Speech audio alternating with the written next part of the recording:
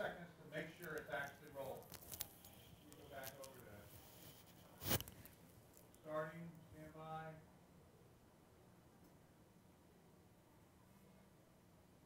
Your phone is on. Hey guys. Are we live? We're live. We're live, okay. So I want to tell you a little story of how we met. It's a little interesting. First of all, I just want to say I can't believe we're revisiting this again. Some of you said you wanted to hear this, but for some reason... We had, I keep getting comments like, how did you guys meet? So we're finally going to just tell them. Okay, so here I was. You'll hear the truth on this side. Which is my version. Which is over here. So here I was in San Diego.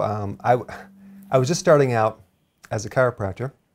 And so I didn't really know what I was doing. So I went to the swap meet, okay? Swap meet is like a place where they sell different, you know, junk food and things, junk material and other stuff too, some cool stuff. And so here I am, I'm at the swap meet, I have this little booth and I'm checking people, right? Mm-hmm. So I'm in my car, my Nissan Sentra eating a banana at the time. And then I see this girl come by and it was Karen with her boyfriend. So I checked her. It was my ex-boyfriend actually. Oh, okay, you're with your ex-boyfriend. I actually went to the swap meet to find a chiropractor because I had some back trouble and my roommate said that sometimes there were chiropractors doing screenings at the swap meet. Yeah, I was like the screening king. So anyway, checked her. I think she was the only person who came in at the time. That was the beginning of my practice. I had no patients. She was like one of my first patients, okay? She comes in. And yes, it is against the law to hit on and date your patients. But this was the 90s. This was the early 90s. That's why. In all fairness, my insurance had been used up and we were no longer, I don't know how to make this right, but I don't know where you're going with that. It was legal. But anyway, so I didn't have any patients today, so I pretty much gave her a consultation that lasted all day. It was an all day. It must have been hours of, oh, let me do some x-rays here, x-rays there. So anyway, things... You put me in a hospital gown. I never knew a chiropractor to do that. Well, that's what you do when you take x-rays. Okay. Yeah. So, so anyway, she started coming in, she started getting improvement, and I was interested in her. So I decided to ask her out. And the first opportunity that happened was she comes in, she tells me that she broke up with her boyfriend. So in my mind, I'm like, she's probably hinting that she's single now and asking me out. That's what's going on in my mind. Any guy would say that, right? No. But so basically, I ask her out and she says, I get rejected, okay? I get rejected. Okay. I said, would you like to go to lunch? And then she says, well, no, you'll probably bill me. Okay, so this is the truth. How it really went down is that when I say just broke up, I mean like in the parking lot, there was, you know, an emotional moment, and I came in for my doctor's appointment and I was still a little leaky, okay? And he was in the middle of providing a treatment on my spine, noticing I was a little leaky and said, what's going on? And I said that I had just had this breakup and obviously all my attention is still on this other person. And he says, well, if you need to talk about it, I am about to break, you know, and I'd be happy to listen or something like that. In my mind, I'm like, I'm already paying out of my pocket for these visits. I don't want to download my garbage to my doctor. But in his mind, he's asking me on a date. So question number one to you guys, do you think that that's really asking me out on a date? I could listen more to your problems. So you have to give some feeback on that. Go ahead and give us feedback if you think I was really asking out or the interpretation that it wasn't really an ask out or ask. It was an interpretation. So I have another question. You just brought something up that's interesting. Okay. So I thought at the screening you were already broken up. So now you're saying... Well, we did a little back and forth and back and forth. Okay. You know, this happens. Right. So we weren't dating. Then you were dating. And then, you know, he knocked on the door again, and then that didn't work out. I think this is going to really depend on if there's guys watching or girls, because if someone comes in and they're saying, oh, I broke up... No, guys, come on. Guys, if you... Well, let's see what they're saying. Okay, I don't know how to... Not a date. Someone says, in his mind. In my delusional mind. Ray is like, we don't communicate well. Actually, we're awesome at communicating. We're talking about a really funny time. So, okay, Dr. Berg was a savage. It was a subtle He hint. seized the moment. Okay, I think these are, Kat, you're letting me down. Joe, I got your back. Oh, Doc, from James, that was not a date. Okay. Okay, so Not a date. Heck yes. see, it's kind of a mixed bag, isn't it? It's a mixed bag. All right, so here's what happened next. So rejection number 1, okay, but I was persistent. Mm-hmm. So now number 2, rejection number 2, right? This So is my favorite. so I'm actually doing what's called a genie rub, which is a massage tool on her back, okay? Huge And then what happens is that I ask her out on a date where I said, would you like to do some yoga? I thought I was doing yoga at the time. I thought it was a great place to meet on a date. Let's do yoga, right? And rejection number 2, she declined. Okay, so this is what really happened. It is true. I came in again for my visit. I'm on my stomach, and he's doing this big genie rub massage tool on my back. Hair getting caught in the motor. I fixed that. I undid the knot. And he says to me, he's my chiropractor, right? He says to me, have you ever considered yoga? And I, who I haven't ever considered yoga, I said, no. So that was a rejection right there. Okay. I mean, I had to go out this kind of indirect. The survey says. What do you guys think? Was that actually me asking her out or not? Not.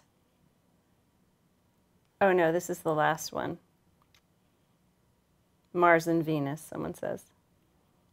That was not asking her out. That was, Oh wait, that was the first one. That was the first one. Hi, Manuel. He's watching. Gosh, what is anyone? Oh, not. Man, I gotta go to medical school. Not. Poor attempt, Doc. That was not asking her out. I didn't want to come out right directly. So it was sort of. Are you an Aquarius? I am an Aquarius. Or I was Aquarius until they changed the moons and the planet things, and now I'm focus. Okay. Focus. Okay. Sorry, Dr. Berg. I have to side with Karen. No. All right. Okay. Okay, I got that. Let me go to strike 3, okay? 2 rejections. So I decided that I was going to give her one more opportunity to go out with me. So I was going to ask her. I was going to ask her out. So because 3 strikes, you know, she's going to be out. The relationship is going to be done.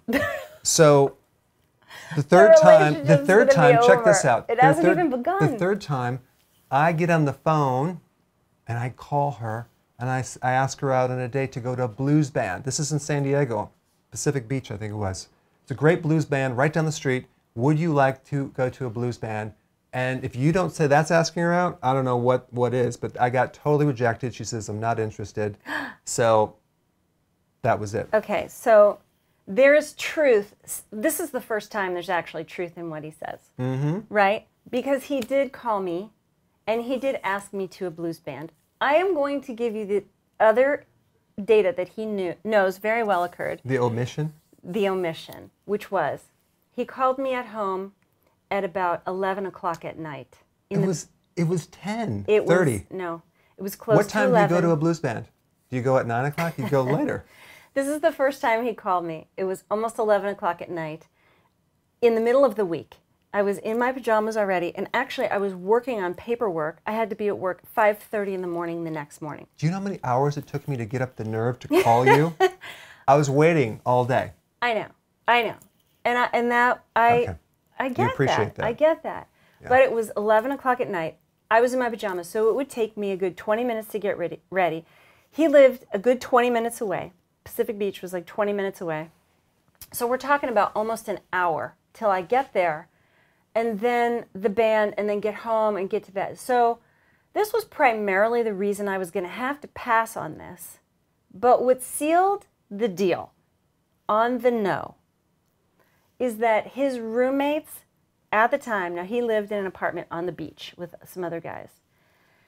As he's asking me out, in the background, I hear, "Go for it, Eric!" I couldn't help it. They're super dudes, and that's how they communicate. So anyway, I will say that contributed to my certainty on the no, but most of it was the fact that you did ask me out. So you can get yeses. What are they saying? Too late, doc. See, right? 11 o'clock in the middle of the week.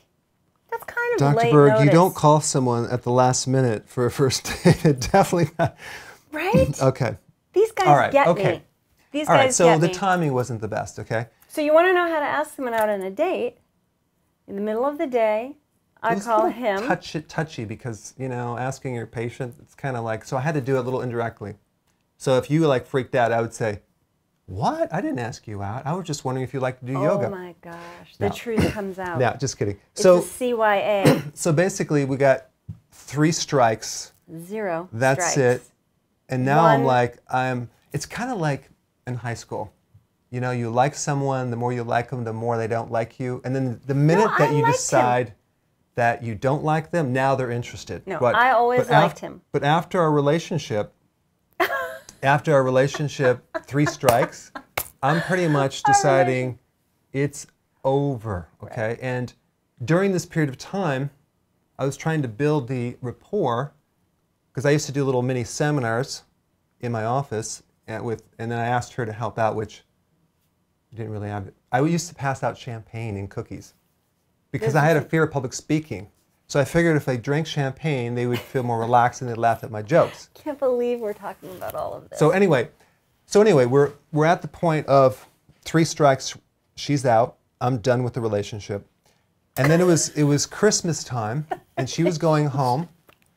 But she gave me a Christmas present. She made these unbelievable chocolates, And which cookies. I'm looking at this going, oh my gosh, she made these for me I made them for exclusively? everybody. See, I didn't know that. I thought, oh my gosh, she does like me, right? I did So she like gives me you. these chocolates, and then she walks out and she gives me the look, the back look. And she's coming around, she's walking out, and then she looks back. Boom, I knew right there, there's something there. I think she does like me. I did like you. Attaboy. Our producers. So I'm Thumbs like, up. okay, so I go back to Wisconsin. Now that would have been the time to ask me out. Well, you already had your 3 chances. So that Wow. I So didn't know so I'm gonna like go, you know, and if she's interested, she can ask me. If she's you not interested, never thought so that. I'm like, you know what? Anyway, I did. I called him up, asked him to my business holiday party. He came and So was the end of basically, well, was there any type of lag time of me responding? no, as a matter of fact, I was saying, oh, Dr. Berg, you know, it's Karen, I know you're relatively new in town, I'm new in town, and my company's having this, you know, and I just thought, you know, you're a chiropractor, these guys are physical therapists, occupational therapists, because that was my profession, occupational therapy. Maybe, you know, there'd be some interest and reality, and, you know. I'm like, okay. He's like, okay. I'm like, well, no, let me tell you what it is. He's like, no, okay, I'll go. I'm like, Yeah, so one last little part of this, the night that we were supposed to go, I was doing another screening, right? we're not going to tell this whole thing. No, just this last little part. Okay. Here I am doing this little screening, and I'm like, oh my gosh, it's late. I got to run. So I get in my car, I get to my apartment, and guess what? I locked my keys in the apartment. I forgot the keys. It is dead bolted. Okay? Whoops. So there is a No show to the first date. There's a pine tree, okay, next to my 2nd story apartment it was slightly open. I The window. scaled, yeah, the window. I scaled that pine tree, Karen, for you. I scaled it all the way up, got in there, got my keys, and of course, you know, arrived at the door. This explains why when he On came, time. he was on time and looking amazing. But it did explain why your sleeves were rolled up and you had big globs of sap in your arm I couldn't hair. get it off. You weren't supposed to see that. Okay. So anyway, Anyway, you that's know what? the story. The rest is you history. could call it fate, but we both worked kind of hard at that one. Yeah. But it worked out, Yeah. right? All right, guys. Yeah. So that answers the question. If you were that's the interested, if story. you weren't interested, there you go. You have it. And I'm sure you guys will all agree that he didn't ask me out 3 times. Yeah, I'm going to be looking at the comments. I think probably most of the guys will do that. No, that's it. All right, well, guys, thanks for watching, and we will see you next time. Okay.